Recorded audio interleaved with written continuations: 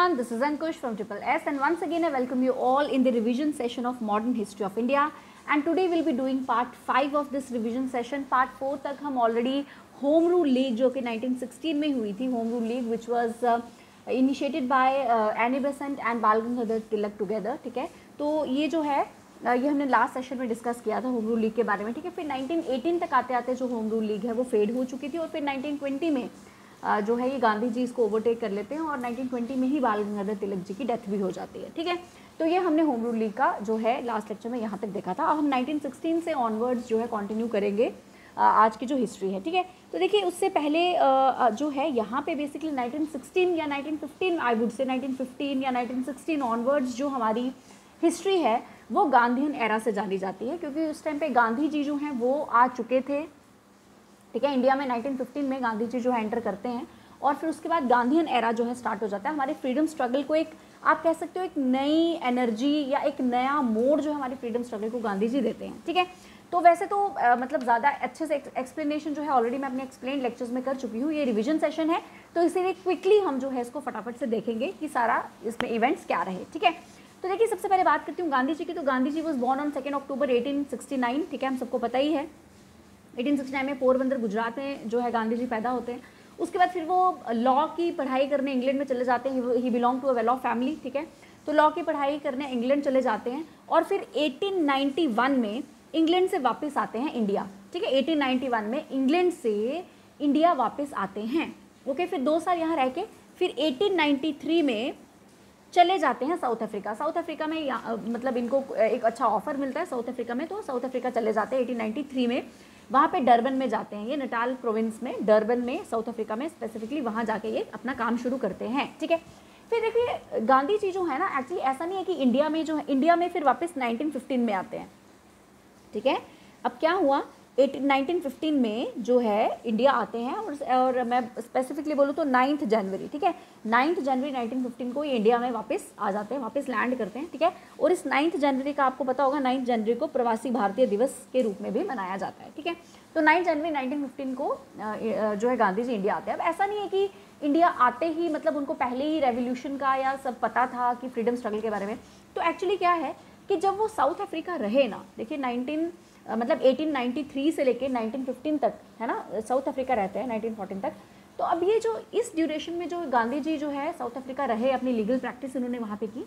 वहाँ पे इन्होंने मतलब साउथ अफ्रीका के जो इंडियंस हैं, ठीक है, साउथ अफ्रीका में जो इंडियंस रहते थे उनकी वहाँ पे भी आप कह सकते हो कि बहुत स्ट्रगल की है गांधी जी ने. तो वो जो इंसिडेंट्स है जहाँ पे मतलब आपने सुना होगा कि गांधी जी को एक ट्रेन से जो है जहाँ पे वाइट लोग बैठे थे, ब्रिटिश लोग बैठे थे.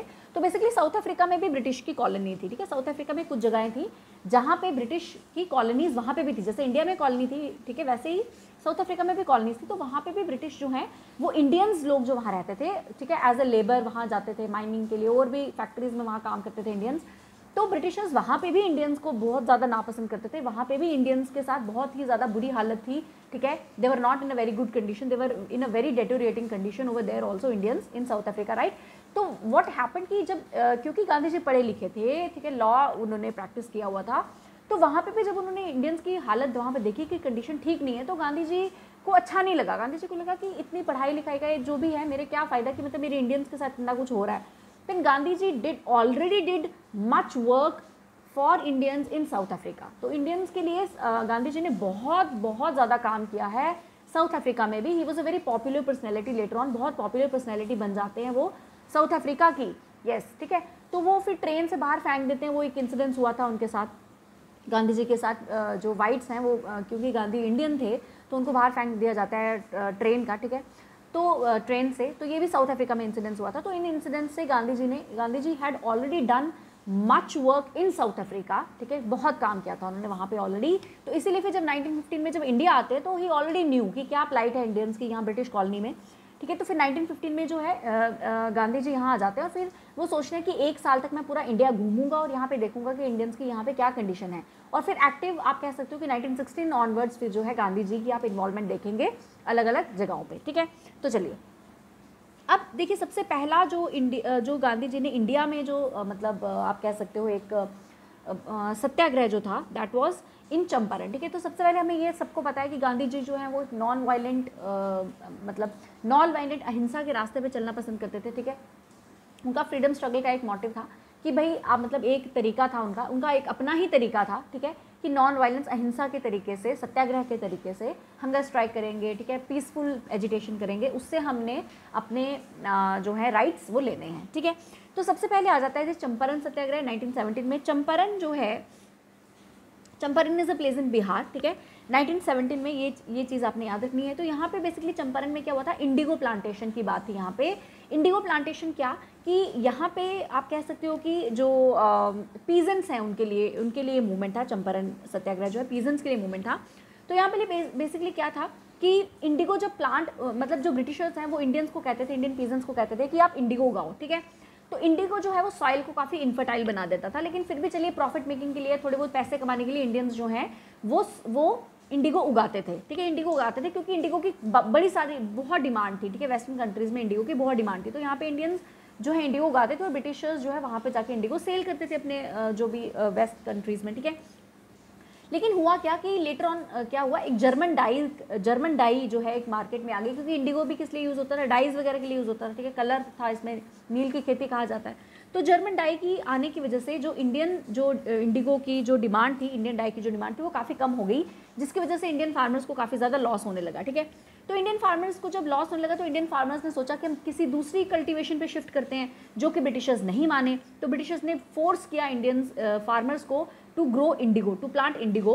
और उन्होंने कहा कि क्योंकि प्रॉफिट तो कुछ हो नहीं रहा है, ब्रिटिशर्स ने कहा, तो उन्होंने कहा कि विद और विदाउट पेमेंट, कि होगा हमारी मर्जी होगी तो हम तुम्हें मतलब पेमेंट कर देंगे, हमारी मर्जी नहीं होगी तो हम पेमेंट नहीं करेंगे। तो इस चीज़ पे फार्मर्स ने जो है एजिटेट किया, ठीक है। अब ऑब्वियसली ब्रिटिशर्स इतने आसानी से मानने वाले तो नहीं थे, तो फिर इसमें गांधी जी ने इंटरवीन किया फार्मर्स को उनका हक दिलाने के लिए, ठीक है। और मेन जो यहाँ पे लोकल लीडर जो हैं वो सामने उभर के आए, राजकुमार शुक्ला जी, ठीक है। तो ये जी राजकुमार शुक्ला जो है, ये नाम आपने याद रखना है, चंपारण सत्याग्रह के साथ इनका जो है लिंक आपने याद रखना है, ठीक है। राजकुमार शुक्ला जी ने बेसिकली गांधी जी को रिक्वेस्ट किया था कि आप ज़रा यह चंपारण में आइए और यहाँ पे देखिए कि क्या मैटर है, ठीक है।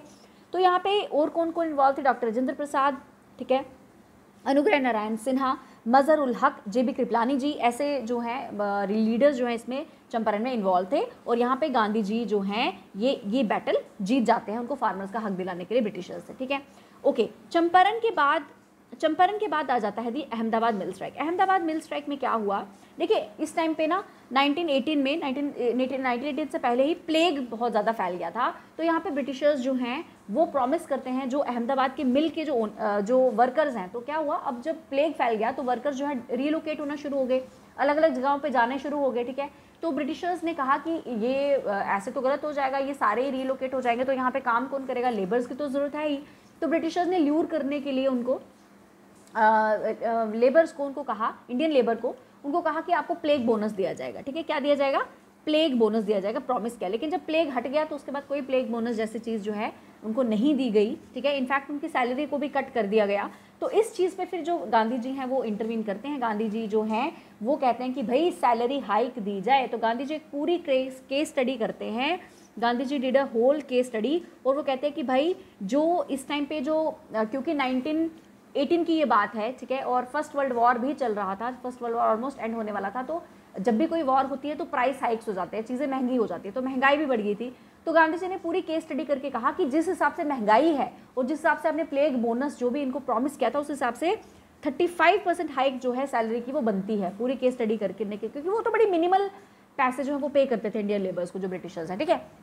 तो फाइनली ये भी जो अहमदाबाद मिल स्ट्राइक है ये भी सक्सेसफुल ही गांधी जी की, इसमें भी ब्रिटिशर्स को मानने पड़े, घुटने टेकने पड़े गांधी जी की डिमांड्स के आगे, ठीक है। तो ये हुआ। उसके बाद नेक्स्ट जो है दैट वाज खेड़ा सत्याग्रह, ठीक है। खेड़ा सत्याग्रह हैपेंड इन 1918। खेड़ा सत्याग्रह कब हो जाता है, 1918 में होता है, ठीक है। खेड़ा सत्याग्रह में क्या होता है, देखिए बेसिकली क्या है, 1918 की बात है, मैंने आपको कहा यहाँ पे प्लेग था ऑलरेडी, ठीक है, फेमाइंस थे, एग्रेरियन इकोनॉमी जो है वो पूरी तरीके से डिस्ट्रॉय हो चुकी थी, ड्रॉट था, प्लेग था, ठीक है, इस टाइम पे।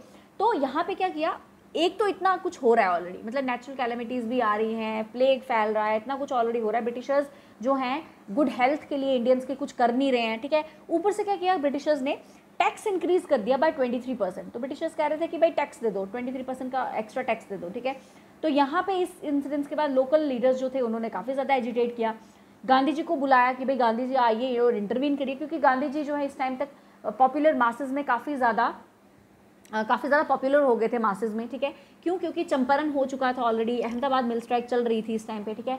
तो उन्होंने क्या किया, देखिए आप देखेंगे कि उन्होंने मतलब जो छोटे तबके के, जो निचले तबके के लोग हैं उनके साथ काम किया, फार्मर्स के साथ काम किया, लेबरर्स को उनका हक दिलवाया, राइट।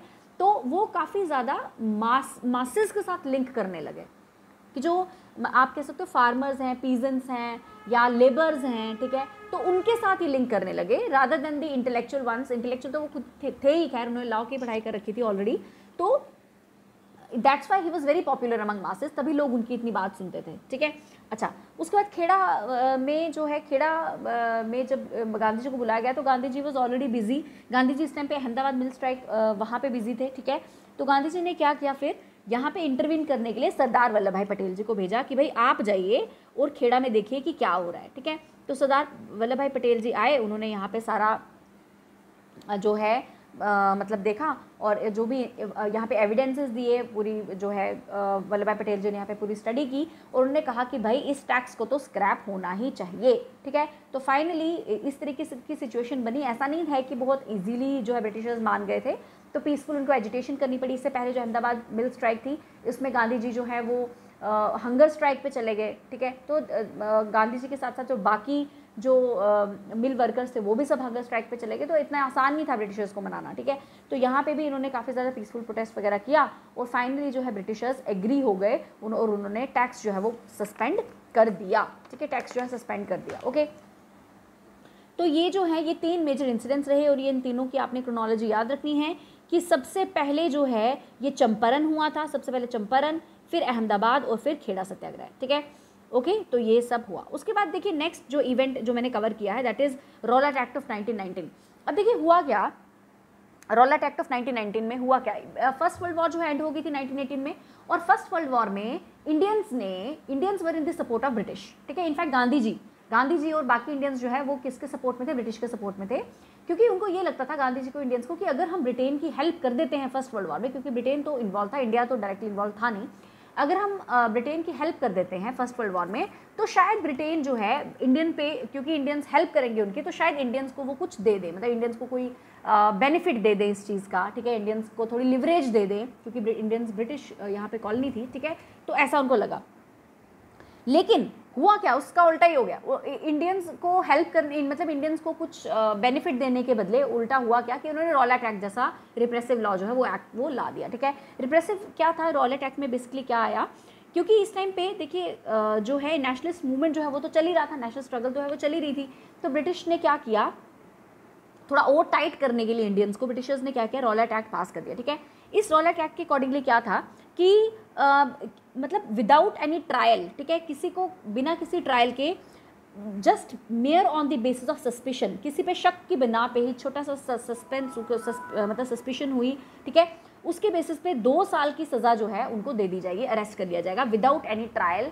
मतलब जो भी सज़ा काट रहा है उसको अपनी मतलब अपनी सफाई के लिए जो है वो कोई सफाई नहीं पेश कर सकता, ठीक है। किसी को भी mayor on the basis of suspension, कोई नेशनल एक्टिविटी में किसी में भी इन्वॉल्व है तो उसको आप जी जेल में पकड़ के डाल दो 2 साल के लिए, ठीक है। तो ये जो है इसके प्रोटेस्ट में, इस रॉलेट एक्ट के प्रोटेस्ट में क्या हुआ कि बड़े सारे जो काउंसिल मेंबर्स थे उस टाइम पे बन गए, उन सब ने रिज़ाइन दे दिया, जैसे मोहम्मद अली जिन्ना ने, मज़ारुल हक थे, मदन मोहन मालवीय थे, इन सब ने रिज़ाइन दे दिया in protest of Rowlatt Act. Rowlatt Act में क्या था कि किसी को भी बिना ट्रायल के, किसी भी ट्रायल के बिना जो है 2 साल तक आप जेल में बंद कर सकते हो, ब्रिटिश जेल में बंद कर सकती है, ठीक है, just mayor on the basis of, मतलब सिर्फ शक के बिना पे, ठीक है। तो ये इसमें रॉलेट एक्ट में हुआ, ठीक है, ओके। तो गांधी जी ने भी जो है एक कैंपेन स्टार्ट कर दी रॉलेट एक्ट के खिलाफ और एक सत्याग्रह सभा जो है बॉम्बे में वो ऑर्गेनाइज की, ठीक, ओके।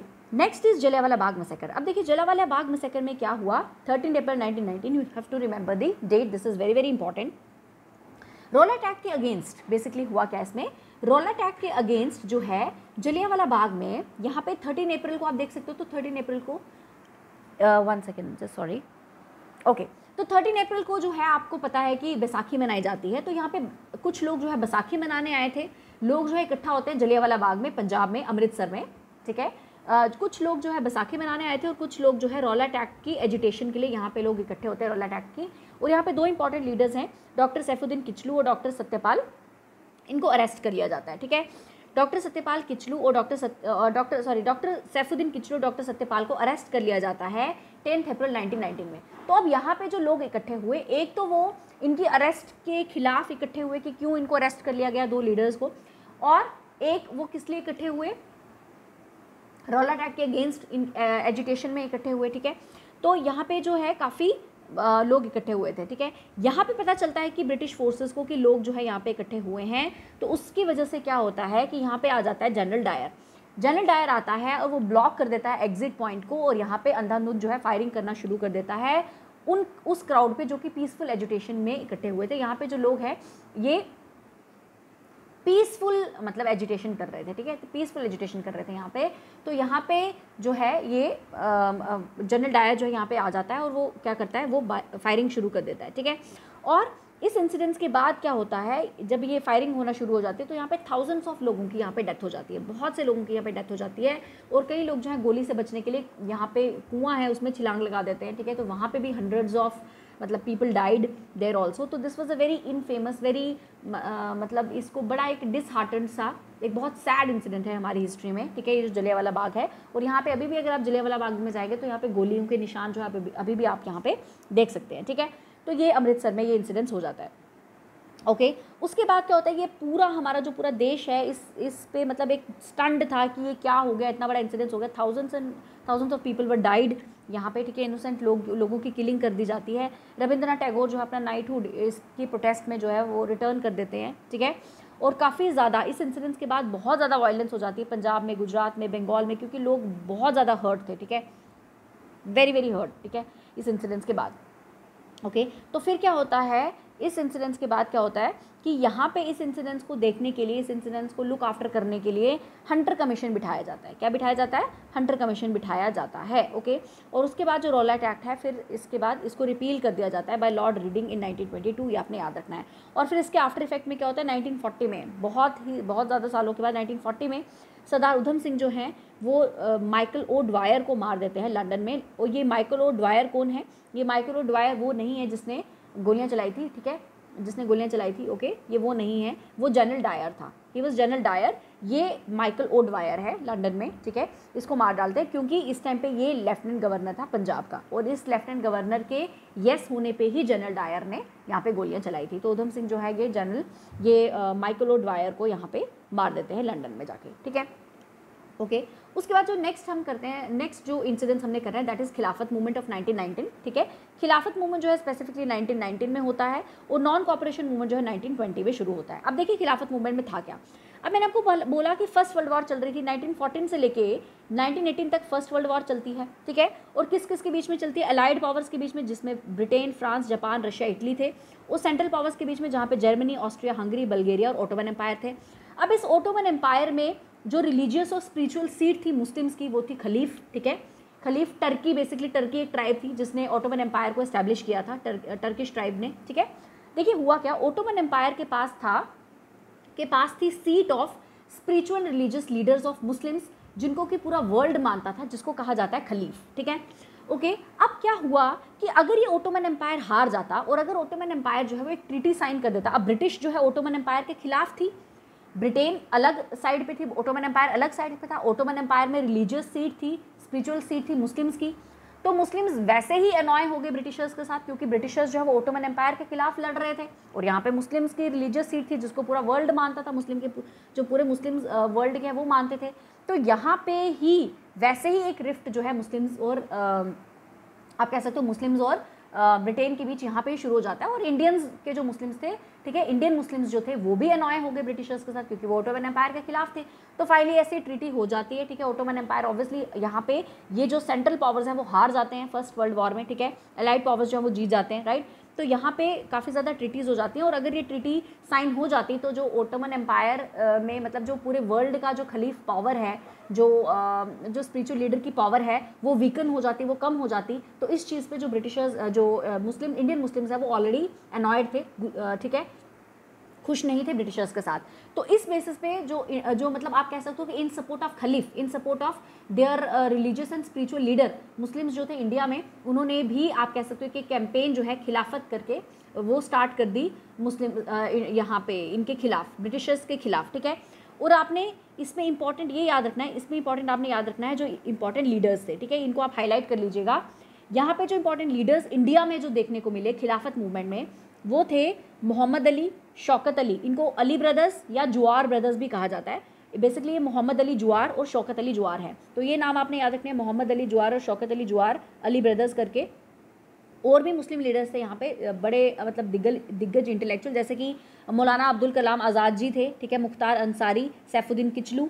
तो ये जो हैं ये सभी 1919 में ये ऑल इंडिया खिलाफत कमेटी बनाते हैं। और ये इंपॉर्टेंट है, ये ऑल इंडिया खिलाफत कमेटी जो बनती है, इसके फर्स्ट प्रेसिडेंट जो है वो गांधी जी थे, ठीक है। तो बेसिकली खिलाफत मूवमेंट को गांधी जी ने भी सपोर्ट किया। गांधी जी को एक अपॉर्चुनिटी मिली गांधी जी को कि क्योंकि इंडियन मुस्लिम्स जो हैं वो ब्रिटिशर्स के खिलाफ हैं, इंडियंस जो हिंदूज थे वो तो ऑलरेडी ब्रिटिशर्स के खिलाफ थे, जो बाकी तबके के लोग थे वो तो वैसे ही ब्रिटिशर्स से परेशान थे। तो यहाँ पे जो है हम देखेंगे पहले जो मुस्लिम्स हैं वो थोड़े से इन फेवर ऑफ ब्रिटिशर्स आ गए थे, उनको लगा कि शायद मुस्लिम्स जो हैं उनको कुछ पॉलिटिकल फेवर जो है ब्रिटिशर्स से मिल जाएगा। बट जब उनको लगा कि ऐसा कुछ हो नहीं रहा है, जैसे पार्टीशन ऑफ बंगाल में भी हमने देखा, ठीक है, फाइनली जो इंडियन मुस्लिम्स थे देवर नॉट हैप्पी विद ब्रिटिशर्स, ठीक है, लेटर ऑन। तो हम देखेंगे यहाँ पे जो है फिर क्या हुआ कि गांधी जी को एक अपॉर्चुनिटी मिली कि यहाँ पे क्यों ना हम हिंदू मुस्लिम्स की या कांग्रेस के साथ हम थोड़ी आईएनसी के साथ या फिर इस तरीके से हम एक मतलब एक आप कह सकते हैं कोऑपरेशन से, ठीक है, इकट्ठा मैं इनको जोड़ दूँ, ठीक है, खिलाफत मूवमेंट को क्यों ना हम इंडियन फ्रीडम स्ट्रगल के लिए मतलब यहाँ पे हम इनको जोड़ दें, ठीक है, ब्रिटिशर्स के खिलाफ जो है हम सारे इकट्ठे हो जाएं, ठीक है। Gandhi ji found an opportunity in this, ठीक है, इन खिलाफत मूवमेंट। तो गांधी जी को आप देखेंगे फर्स्ट प्रेसिडेंट बन जाता है ऑल इंडिया खिलाफत कमेटी के, ठीक है।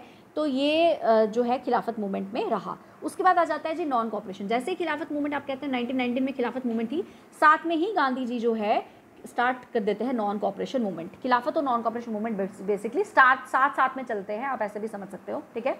तो खिलाफत मूवमेंट की अगर डेट पूछी जाएगी तो 1919 है, नॉन कॉपरेशन की 1920 है। 1922 में जो है नॉन कॉपरेशन मूवमेंट जो है वो फ्रिजल आउट हो जाता है, ठीक है। अब ये नॉन कॉपरेशन मूवमेंट जो है ये गांधी जी ने स्टार्ट किया लेटर ऑन, मतलब आप कह सकते हो 1 जनवरी 1920 में Gandhi ji started non cooperation movement, जिसमें कि पूरी की पूरी कंट्री इन्वॉल्व हो जाती है। देखिए बेटा, non cooperation movement is the one of the biggest movement of Indian freedom struggle. बहुत बड़ा मूवमेंट था ये, बहुत बड़ा मूवमेंट था नॉन कॉपरेशन मूवमेंट, एक छोटा मूवमेंट नहीं था, ये बहुत बड़ा मूवमेंट था। मतलब मैं बोलूँगी कि जैसे स्वदेशी मूवमेंट चला था 1905 में, उसके बाद जो एक बड़ा सबसे बड़ा मूवमेंट वो नॉन कॉपरेशन मूवमेंट आया 1920 में, ठीक है।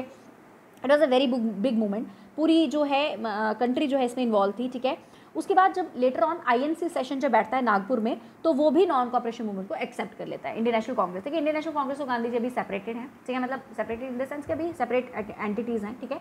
गांधी जी अपना काम कर रहे हैं, आईएनसी अपना काम कर रही है। फिर जब गांधी जी ने नॉन कॉपरेशन मूवमेंट स्टार्ट किया, अब देखिए इतनी बड़ी मूवमेंट को चलाने के लिए जो बड़ी पॉलिटिकल पार्टीज़ हैं, ठीक है, उनका इन्वॉल्व होना बड़ा ज़रूरी है। जैसे कि आईएनसी है, उस टाइम पे हिंदू महासभा था, मुस्लिम लीग था, ठीक है, सिख की कुछ पॉलिटिकल पार्टीज थी, ठीक है। तो अब यहाँ पे आईएनसी क्योंकि सबसे बड़ी पार्टी थी इस टाइम पे इंडिया में, ठीक है, तो आईएनसी ने इसको नागपुर सेशन ऑफ दिसंबर 1920 में इसको एक्सेप्ट कर लेता है नॉन कॉपरेशन मूवमेंट को, ठीक है। अब ये नॉन कॉपरेशन मूवमेंट किस लिए चलाएगी गांधी जी द्वारा? तो ये चलाएगी जो जलियांवाला बाग में जो इंसिडेंट्स हुआ उसकी जस्टिस के लिए। देखिए जलियांवाला बाग मैसेकर इतना बड़ा मैसेकर था, ये thousands of innocent people were died, ठीक है। लेकिन आप हैरान होंगे कि ब्रिटिश पार्लियामेंट में जब जलियांवाला बाग पे जब केस चला, डायर को वहाँ पेश किया गया, जनरल डायर को जिसने गोलियां चलाई थी, तो कोई उसके खिलाफ कुछ भी नहीं किया गया, ठीक है। उसके खिलाफ कोई एक्शन नहीं लिया गया था, ब्रिटिश गवर्नमेंट के द्वारा कोई एक्शन नहीं लिया गया था, इतने लोग मर गए थे। और कोई एक्शन जो है वो जस्ट एक हंटर कमेटी सिर्फ इंडियंस को सेटिस्फाई करने के लिए दिखाने के लिए बिठा दी थी, जबकि हुआ कुछ नहीं था। इसके इंसिडेंट्स को कोई क्रिटिसिज्म नहीं मिली थी, इनफैक्ट प्रेज मिली थी, ठीक है। जनरल डायर के इस इंसिडेंट्स को कोई क्रिटिसिज्म नहीं मिली थी, इसको कोई सज़ा नहीं हुई थी, कोई इस पर कुछ केस नहीं चला था, बस एक कमेटी बिठा दी दिखाने के लिए, मतलब ये हालत थी, ठीक है। तो इस जलियांवाला बाग के इंसिडेंट्स के जस्टिस के लिए जो है ये नॉन कॉपरेशन मूवमेंट चला, ठीक है, और खिलाफत मूवमेंट की सपोर्ट में ये चला। खिलाफत मूवमेंट जो है जो चल रहा था, ठीक है, उसके सपोर्ट में ये नॉन कॉपरेशन मूवमेंट चला, और स्वराज अटेन करने के लिए। यहाँ पे गांधी जी कहते हैं कि भाई हमें डोमिनियन स्टेटस दे दो, काइंड ऑफ स्वराज दे दो, ठीक है, सेल्फ गवर्निंग दे दो, ठीक है, वो चला। और इस इंसिडेंस में बहुत, इस मूवमेंट में बहुत कुछ था, ठीक है, मैंने अच्छे से ये एक्सप्लेन किया हुआ है, जो मेरे एक्सप्लेन लेक्चर्स हैं आप वो देख लीजिए, वहाँ पे मैंने पूरे अच्छे से एक्सप्लेन किया हुआ है कि इस मूवमेंट में क्या क्या हुआ, ठीक है। Colleges, government schools, they all were बायकॉटेड, legislative councils वर बायकॉटेड। ये इंपॉर्टेंट याद रखना आप कि लेजिस्लेटिव काउंसिल्स जो हैं वो बायकॉट कर दिए गए, ठीक है। तो फॉरेन गुड्स का बायकॉट किया, जैसे कि स्वदेशी मूवमेंट में भी था, ठीक है। तो CR दास, JL नेहरू, सरदार पटेल, डॉक्टर राजेंद्र प्रसाद, इन्होंने अपनी लीगल प्रैक्टिसेस को गिव अप कर दिया। सुभाष चंद्र बोस ने सिविल सर्विसेज से रिजाइन कर दिया, ठीक है। तो ये मूवमेंट काफ़ी बड़ा मूवमेंट चला, काफ़ी बड़ा मूवमेंट ये हुआ, ठीक है। उसके बाद INC ने लेटर ऑन गांधी जी को कहा कि अब टाइम आ गया है कि आप सिविल डिसोबीडियंस मूवमेंट भी स्टार्ट कर दो, although it didn't started, but बात हो गई थी, ठीक है। उसके बाद हो जाता है जी चौरी चौरा इंसिडेंट्स। चौरी चौरा इंसिडेंट्स के बाद Gandhi ji non cooperation movement को कॉल ऑफ कर देते हैं। चौरी चौरा इंसिडेंट्स में बेसिकली क्या हुआ था कि कुछ लोग एजिटेट करने के लिए इकट्ठे हुए थे, जिसपे ब्रिटिश गवर्नमेंट ने फायरिंग कर दी, और कुछ लोग जो है उनकी 4-5 लोगों की डेथ भी हो जाती है, जिससे कि जो लोग हैं, जो भीड़ है, वो काफ़ी गुस्सा हो जाती है, और ब्रिटिश पुलिस जो स्टेशन था, पुलिस स्टेशन, उसको जला देती है। जो वहाँ पे चौरी चौरा में ब्रिटिश जो पुलिस स्टेशन है वो जला देती है। इंडियन जो यहाँ पे इकट्ठे हुए थे एजिटेशन के लिए, ठीक है, नॉन कॉपरेशन मूवमेंट की एजिटेशन के लिए इकट्ठे हुए थे, तो यहाँ पे ये जो यहाँ पे जो जेल है उसको जला देती है, जिसमें कहा जाता है कि 22 ब्रिटिश पुलिसमैन डाइड, ठीक है, 22 ब्रिटिश पुलिसमैन डाइड। अब यहाँ पे जब लोग जो है यहाँ पे ब्रिटिश पुलिसमैन जब मर जाते हैं, जब ये हिंसा, ये जो वायलेंस की जो न्यूज़ जो है जब गांधी जी के पास पहुँचती है, तो गांधी जी बहुत सैड हो जाते हैं इस इंसिडेंस पे, और गांधी जी को लगता है कि जो अभी इंडियन पीपल हैं, they are not ready for non violence kind of protest. अभी लोग जो है, इंडियंस जो है, वो पूरी तरीके से रेडी नहीं है अभी अहिंसा के रास्ते पे चलने के लिए। प्रोटेस्ट उनको अभी तरीका शायद आया नहीं है प्रोटेस्ट करने का। तो गांधी जी इतने सैडेंड हो गए इस इंसिडेंस पे, इस वायलेंस के इंसिडेंस पे, कि गांधी जी ने क्या किया, गांधी जी ने नॉन कॉपरेशन मूवमेंट जो है वो कॉल्ड ऑफ कर दिया 1922 में। तो आप देखेंगे तभी नॉन कॉपरेशन मूवमेंट जो है ये 1920 में स्टार्ट होता है, और 1922 में गांधी जी इसको बंद कर देते हैं, 22 में, due to Chauri Chaura incident. तो आप देखेंगे कि इतना बड़ा मूवमेंट था ये, इतना मास मूवमेंट, इतना बड़ा नॉन कॉपरेशन मूवमेंट था, and due to this Chauri Chaura incident Gandhi ji जो है इसको कॉल्ड ऑफ कर देते हैं। That's why Chauri Chaura incident is also very very important. Although most of the leaders like CR Das, like Motilal Nehru, Subhash Chandra Bose, Jawaharlal Nehru ji, they all were not happy with Gandhi ji's this decision. वो कह रहे थे कि भाई इतना बड़ा incidence, इतना बड़ा मूवमेंट जब चल रहा है, तो इस इंसिडेंस के ऊपर गांधी जी को ये मूवमेंट कॉल्ड ऑफ नहीं करना चाहिए था, क्योंकि अगर ये मूवमेंट थोड़ी देर और चलता तो शायद स्वराज जो है वो इंडियंस को मिल जाता, ठीक है। तो ये उसके बाद इस इंसिडेंस के बाद क्या होता है कि गांधी जी को जेल में डाल दिया जाता है। 24 में जो है गांधी जी फिर रिलीज होते हैं। 1922 में चौरी चौरा इंसिडेंट के बाद नेशनलिस्ट मूवमेंट चल रहा था, तो गांधी जी जो है फिर भी लोग नहीं रुक रहे थे, तो क्योंकि एक बड़े लीडर को आप जेल में बंद कर देंगे तो इंसिडेंस अपने आप जो है वो लो हो जाएगा। वैसे भी गांधी जी ने कॉल्ड ऑफ कर दिया था, तो गांधी जी को जेल हो जाती है, और 1924 में फिर गांधी जी को रिलीज़ किया जाता है जेल से, ठीक है। उसके बाद हम जी थोड़ा सा देख लेते हैं, नेशनलिस्ट मूवमेंट की बात कर लेते हैं। 1922 में क्या हुआ, 1922 में बनी स्वराजिस्ट पार्टी, ठीक है।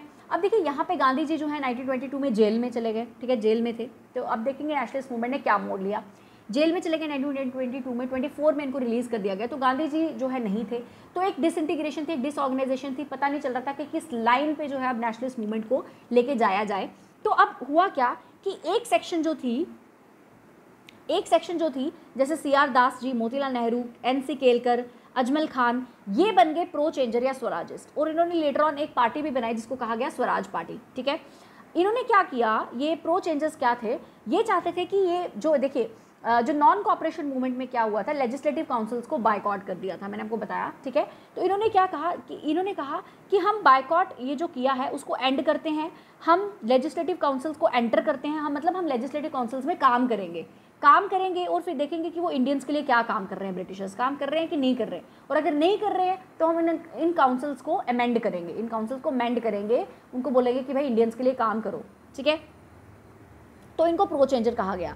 लेकिन एक दूसरा स्कूल ऑफ थॉट था जिसके हेड मतलब जिसके लीडर्स थे वल्लभ भाई पटेल जी, doctor Rajendra Prasad, C Rajagopalachari, MA Ansari, ये थे नो चेंजर्स। ये कहते हैं कि भाई नहीं, हमने लेजिस्लेटिव काउंसिल को एंटर नहीं करना है, हमने उनको बायकॉट ही करना है, जैसे नॉन कॉपरेशन मूवमेंट में था कि बायकॉट, तो बायकॉट ही करना है, ठीक है। हमने काउंसिल एंट्री नहीं करनी है, और उनको काउंसिल एंट्री के मतलब काउंसिल के बाहर रह के हमने इनको अपोज करना है। ये कहते थे एक्सपोज करना है, ये कहते थे अपोज करना है, ठीक है। तो इनको कहा गया नो चेंजेस, ठीक है। और ये कहते थे कि जो सिविल डिसोबीडियंस मूवमेंट जो स्टार्ट गांधी जी सोच रहे थे कि स्टार्ट करें, उसको रिज्यूम करते हैं, ठीक है। Finally what happened in 1922 session जो है गया का, यहाँ पे प्रेसिडेंट बनते हैं CR दास जी, ठीक है, और सेक्रेटरी बनते हैं मोतीलाल नेहरू जी। और फिर ये क्या करते हैं, ये कहते हैं कि आप काउंसिल एंट्री करिए, ठीक है, काउंसिल एंट्री करिए, क्योंकि ये ऑलरेडी काउंसिल एंट्री के फेवर में थे, लेकिन इनको मेजॉरिटी सपोर्ट जो है वो नहीं मिलता है, ठीक है। और फिर फाइनली ये स्वराज पार्टी अपनी बनाते हैं, ठीक है। फिर 1923 में इलेक्शंस होते हैं और स्वराजिस्ट जो हैं उनको 42 सीट्स मिल जाती है 101 सीट्स में से, ठीक है। ये आप याद रखिएगा, खैर ये इतना इंपॉर्टेंट नहीं है, मैंने डिटेल लेक्चर में बताया हुआ है, ठीक है। उसके बाद बात करते हैं साइमन कमीशन की 1927 में, ओके। अब देखिए, अगर मैं साइमन कमीशन की बात करूं तो साइमन कमीशन जो है ये 1927 में मतलब ये होती है, 1929 में वैसे ड्यू थी, बट होती है 1927 में है। साइमन कमीशन जो है वो ये देखती है कि साइमन कमीशन क्या इंपॉर्टेंट, कि आपने एक तो डेट याद रखना है, Simon commission of 1927, very very important, chronology पूछ लेते हैं, याद रखनी है डेट्स इनकी, ठीक है। साइमन कमीशन जो है ये बेसिकली इसलिए लाई गई थी ताकि वो देखे कि इंडियंस जो हैं, इंडिया जो है, मतलब जॉन साइमन जो है पहले तो यहाँ पे चेयरमैन था, ठीक है। 8 नवंबर 1927 में एक 7 मेंबर कमेटी जो है, कमीशन जो है वो इंडिया आता है, ठीक है, ओके, इंडिया आता है। और ये कमीशन क्यों लाया गया था, ये कॉन्स्टिट्यूशनल रिफॉर्म्स लाने के लिए लाया गया था इंडिया में, कि कुछ कॉन्स्टिट्यूशनल रिफॉर्म्स लाए जाएँ, उसके लिए ये साइमन कमीशन लाया गया, ठीक है। और क्या इंडियंस रेडी हैं इस कॉन्स्टिट्यूशनल रिफॉर्म्स के लिए, ये सब देखने के लिए साइमन कमीशन यहाँ पे आता है under the chairmanship of John Simon, ठीक है। 8 नवंबर 1927 को यहाँ पे आता है, ठीक है। इंडियंस इसको अपोज करते हैं, क्यों, क्योंकि यहाँ पे there was no Indian member, ये सारी वाइट कमीशन थी सो कॉल्ड, ठीक है, ये सारी यहाँ पे ऑल वाइट कमीशन थी, सारे ब्रिटिश लोग थे। इस कमीशन में भाई Indian reforms, Indian constitution reforms लाने जा रहे हो तो इंडियन मेंबर तो शामिल करो, इंडियन लीडर तो कोई शामिल करो। तो यहाँ पे इंडियन लीडर कोई नहीं था, no Indian leader was there in this commission, that's why people agitated against this commission and that's why people were against, ठीक है। लोगों ने नहीं माना साइमन कमीशन को, लोग कहते हैं कि भाई साइमन गो बैक। तो आप देख सकते हैं ये लाला लाजपत राय जी हैं यहाँ पे, ये लाला लाजपत राय जी हैं, साइमन गो बैक के नारे लगे जब वो यहाँ पे आए, तो उनको पूरा हड़ताल थी, पूरा इंडिया बंद था, ब्लैक फ्लैग डिमॉन्स्ट्रेशन इनको यहाँ पे देखने को मिली इस कमीशन को, ठीक है। तो बेसिकली कुछ फ्रूटफुल नहीं रहा, लेकिन बस ये एक दुखद घटना यहाँ पे ये हुई कि लाला लाजपत राय जी जो हैं वो इंजर हो जाते हैं साइमन कमीशन के एजिटेशन में। लाला लाजपत राय जी भी थे, उन पर लाठीचार्ज होता है और इनको इतना ज़्यादा मतलब इनको लग जाती है, इतनी ज़्यादा इनको इंजरी हो जाती है कि यहाँ पे अपनी इंजरीज़ की वजह से वीर गति को प्राप्त होते हैं। 17 नवंबर 1928 को लाला लाजपत राय जी की डेथ हो जाती है, ठीक है। तो ये हो जाता है साइमन कमीशन का आफ्टर इफेक्ट। उसके बाद आप देखेंगे 1928 में आती है नेहरू रिपोर्ट, ठीक है। What was there in this Nehru report, ये नेहरू रिपोर्ट जो है ये मोतीलाल नेहरू जी के नाम पे ये रिपोर्ट है, ठीक है। इंडियंस को बेसिकली यहाँ पे कहा जाता है कि चलिए आप कॉन्स्टिट्यूशन फ्रेमवर्क, आप बड़ा कह रहे हैं कि भाई हमें जो है स्वराज चाहिए, ये चाहिए, वो चाहिए, तो आप अपना कॉन्स्टिट्यूशन फ्रेमवर्क बनाइए, ठीक है। तो ये कहा जाता है इंडियंस को। तो मोतीलाल नेहरू जी जो है वो कहते हैं कि ठीक है जी, कोई बात नहीं, हम कॉन्स्टिट्यूशन फ्रेमवर्क अपना बनाएंगे।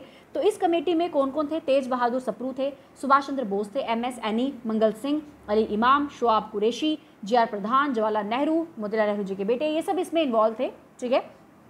बट ये नेहरू रिपोर्ट जो है मोतीलाल नेहरू जी के नाम पे है, जवाहरलाल नेहरू जी के नाम पे नहीं है, मोतीलाल नेहरू जी के नाम पे है। 1928 में ये रिपोर्ट आती है, ठीक है। तो इस रिपोर्ट में बेसिकली बड़ी सारी रिकमेंडेशंस थी, बहुत सारी रिकमेंडेशंस थी। आपने मेन रिकमेंडेशन ये याद रखनी है कि यहाँ पे कहा गया कि आप डोमिनियन स्टेटस दे दीजिए। क्या कहा गया, डोमिनियन स्टेटस दे दीजिए। डोमिनियन स्टेटस का मतलब अल्टीमेट रूल ब्रिटिशर्स का ही रहेगा, लेकिन मतलब एक सेल्फ गवर्नमेंट टाइप जो है वो इंडियंस बना सकते हैं।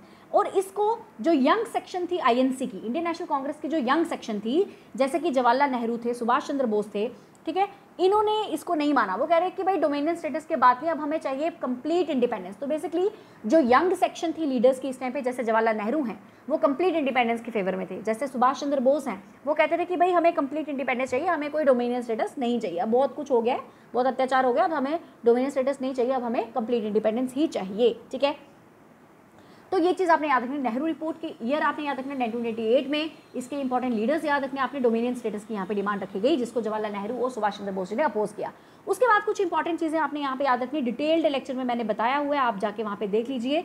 सबसे पहले आपने याद रखना है, 1 second, Delhi proposal. Delhi proposal जो है ये आता है 1927 में। कब आता है दिल्ली प्रपोजल, आता है 1927 में। देखिए 1927 से 28 तक बहुत इवेंट्स हुए हैं, छोटे मोटे चुटपुट, तो ये सारे आपने छोटे मोटे इवेंट्स आपने सारे याद रखने हैं, ठीक है, क्रोनोलॉजी पूछ सकते हैं। दिल्ली प्रपोजल आता है 1987 में, ठीक है, ये आपने याद रखना है। उसके बाद दिल्ली प्रपोजल के बाद आपने याद रखना है मार्च 29 में आता है जिन्नास 14 पॉइंट्स। ये डेट आपने जो है वो याद रखनी है। क्या याद रखना है? पहले आपने याद रखना है दिल्ली प्रपोजल 1987 में, फिर 1929 में जिन्नास 14 पॉइंट्स। बेसिकली जिन्ना की 14 डिमांड्स थी, जिनको जिन्ना 14 पॉइंट्स या जिन्नास 14 डिमांड्स भी कहा जाता है, तो ये चीज़ आपने याद रखनी है। नेक्स्ट आ जाता है इरविन स्टेटमेंट, ठीक है, इरविन स्टेटमेंट। तो बेसिकली इरविन उस टाइम पे यहाँ पे वाइसरॉय थे, ठीक है, Irwin was the viceroy here, ठीक है। इरविन स्टेटमेंट ऑफ 31 अक्टूबर 1929, ठीक है। इरविन क्या करता है? ये कहता है कि भाई राउंड टेबल कॉन्फ्रेंस करवाई जाए। इंडियंस मान नहीं रहे हैं, इंडियंस बड़े एजिटेट कर रहे हैं, तो आरटीसी राउंड टेबल कॉन्फ्रेंस जैसी एक कॉन्फ्रेंस जो है वो प्रपोज की थी किसने? इरविन ने, ठीक है। और ये इरविन, ये मतलब आरटीसी क्यों करवाई जाएगी? ये करवाई जाएगी साइमन कमीशन की फाइंडिंग्स को देखने के लिए कि भाई साइमन कमीशन में क्या आ रहा है। कुछ भी नहीं रहा, फ्रूटलेस थी, कुछ भी नहीं था उसमें साइमन कमीशन में, ठीक है, कुछ कोई फाइंडिंग्स थी नहीं उसकी। तो बट इरविन ने कहा कि भाई साइमन कमीशन की फाइंडिंग्स को, कि साइमन कमीशन को अप्रेज करने के लिए हम क्या करते हैं? राउंड टेबल कॉन्फ्रेंस जो है वो बिठाते हैं। तो ऐसा कहा उसने इरविन ने 1929 में, ठीक है। उसके बाद आ जाता है जी दिल्ली मैनिफेस्टो। क्या आ जाता है? दिल्ली मैनिफेस्टो आ जाता है, ठीक है। तो दिल्ली मैनिफेस्टो आ जाता है जिसने कहा कि ये जो आरटीसी का जो मतलब पर्पज़ है, ये क्या होना चाहिए? ये डोमिनियन स्टेटस को इम्प्लीमेंट करना होना चाहिए।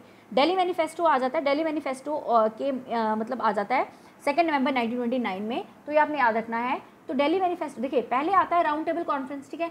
अब इंडियंस कहते हैं कि ये राउंड टेबल कॉन्फ्रेंस इसलिए होनी चाहिए।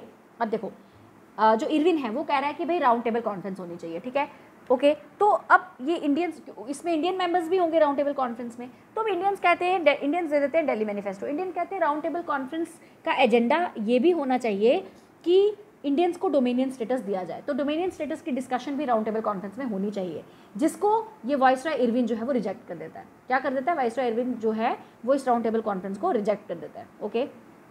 नेक्स्ट आ गया जी very very important Lahore session 1929 और पूर्ण स्वराज, ठीक है। This is very very important session. ये इंपॉर्टेंट सेशन क्यों है? क्योंकि जवाहरलाल नेहरू जो है इसमें प्रेसिडेंट बनते हैं यहाँ पे आईएनसी के, ठीक है। लाहौर में ये सेशन हुआ था, लाहौर में ये सेशन हुआ था। इंडियन नेशनल कांग्रेस के प्रेसिडेंट बनते हैं जवाहरलाल नेहरू 1929 में, ठीक है। लाहौर में ये सेशन हुआ था, दिसंबर 1929 का ये सेशन था। यहाँ पे जो जवाहरलाल नेहरू हैं, he took the call of complete independence और पूर्ण स्वराज। अभी तक पूर्ण स्वराज जैसे कोई भी बात अभी तक हिस्ट्री में नहीं हुई थी, तो ठीक है हुई थी जब ये जो आप कह सकते हो जब नेहरू रिपोर्ट आई थी 1928 में। 1928 में जब नेहरू रिपोर्ट आई थी, जब मोतीलाल नेहरू ने जब डोमिनियन स्टेटस मांगा था, उस टाइम पे जवाहरलाल नेहरू ने कहा था कि नहीं भाई हमें कंप्लीट इंडिपेंडेंस चाहिए। तो इसी लाइन पे 1929 में जवाहरलाल नेहरू कहते हैं कंप्लीट इंडिपेंडेंस, पूर्ण स्वराज, ठीक है। जो यहाँ पे जो ब्रिटिशर्स हैं वो इंडिया छोड़ के भाग जाए, चले जाएं, हमें यहाँ पे ब्रिटिशर्स नहीं चाहिए। ब्रिटिशर्स जो है वो इंडिया छोड़ के भाग जाए, यहाँ पे ब्रिटिशर्स नहीं चाहिए, हमें पूरा का पूरा राज जो है वो इंडिया का ही चाहिए यहाँ पे। तो हमें कंप्लीट इंडिपेंडेंस, पूर्ण स्वराज चाहिए, ये एम ऑफ कांग्रेस जो है डिक्लेयर की जवाहरलाल नेहरू जी ने, ठीक है। और राउंड टेबल कॉन्फ्रेंस जो कि इरविन ने प्रपोज की, तो राउंड टेबल कॉन्फ्रेंस को भी बायकॉट किया। क्या किया? राउंड टेबल कॉन्फ्रेंस जो है उसको भी बायकॉट कर दिया, ठीक है। तो जनवरी 26, 1930 को जो है डिक्लेयर कर दिया गया एज फर्स्ट इंडिपेंडेंस डे, और इसको हर जगह मनाया जाए, ऐसा कहा जवाहरलाल नेहरू ने कि 26 जनवरी 1930, ठीक है, मतलब नेक्स्ट ईयर 1929 में ये हुआ, तो 1930 में कहा कि भाई हम फर्स्ट इंडिपेंडेंस डे मनाएंगे 26 जनवरी को।